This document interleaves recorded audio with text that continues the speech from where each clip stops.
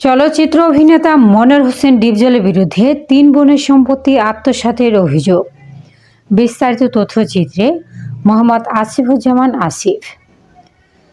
চলচ্চিত্র অভিনেতা মনোয়ার হোসেন ডিপজলের বিরুদ্ধে পারিবারিক সম্পত্তি আত্মসাতের অভিযোগ তুলেছেন তার ৩ বোন। অভিযোগকারীরা হলেন নূরজাহান আক্তার লায়লা, সেলিনা বেগম ও পারভিন বেগম। তারা দাবি করেন পৈতৃক সম্পত্তিতে তাদের ন্যায্য অংশ থেকে বঞ্চিত করে ডিপজল অবৈধভাবে সম্পত্তি দখল করেছেন। এ বিষয়ে তারা আইনগত পদক্ষেপ নেওয়ার প্রস্তুতি নিচ্ছেন বলে জানিয়েছেন। সম্পত্তির বিষয়গুলো তো 10 বছর আমার মা মারা যাওয়ার পর থেকে ওনাদের সাথে আমাদের টোটালি কোনো যোগাযোগ নাই। এর মধ্যে উনি একটা ছবি ছাড়ছে যে ওনার মেয়ে আমাদের বাসায় আসছে, অন্য বোনের বাসায় গিয়েছে। তো 10 বছরের মধ্যে ওনার মেয়ে কি কারণে আসছিল বা কি কারণে এরকম কোনো জায়গায় কোনো অনুষ্ঠানে হয়তো এক বোনের বাসায় দাওয়াত করছে বা কোনো আত্মীয়ের বাসায় গেছি, দেখা হয়েছে। এখন যদি মিডিয়ার মধ্যে উনি ছড়ায় যে ছবি দিয়ে প্রমাণ করতে চায় যে সম্পত্তির বিষয়, এটা তো ছবি আর সম্পত্তি তো এক জিনিস না। সম্পত্তি হইল আমার বাবার সম্পদ, আর ছবি আমার বাস্তি, ওটা অন্য বিষয়। ওর সাথে তো সম্পত্তি দেয়নি। এখন আমরা কি করে যে আমার বোন বললো এই কথাটা যে আমরা সম্পত্তি বুঝে পাইছি, আমাদের ভাই মিথ্যা কথা বলছে, ভাই তো মিথ্যা কথা বলছে।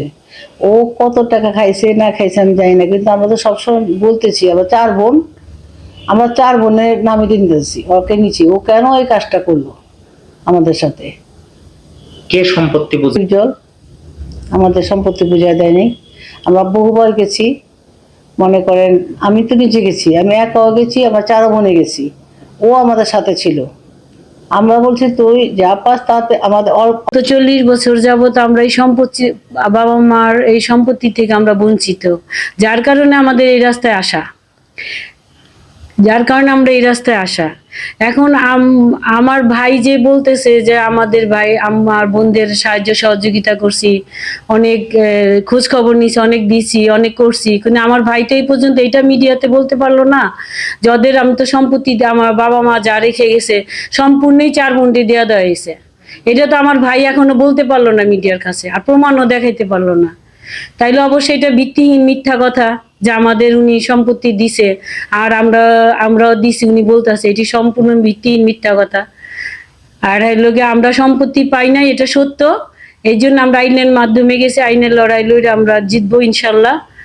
আর আমার ভাই এখনো পর্যন্ত প্রমাণ করতে পারে নাই যে আমরা সম্পত্তি পাই, আমাদের সম্পত্তি আমরা পাইছি, এটা সম্পূর্ণ ভিত্তিহীন কথা। আর আমার বোন কেন আজকে এই কথা বললো, এটা আমার বোনকেই যে আপনারা জিজ্ঞাসা করেন কেন এরকম মিথ্যা কথা বললো মিডিয়াতে আইসা, এটা আমার বোধগম্য হচ্ছে না।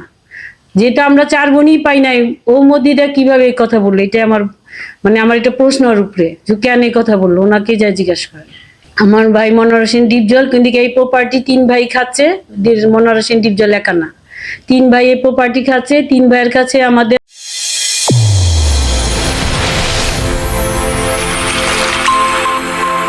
চ্যানেল A1 হৃদয়ের স্পন্দন।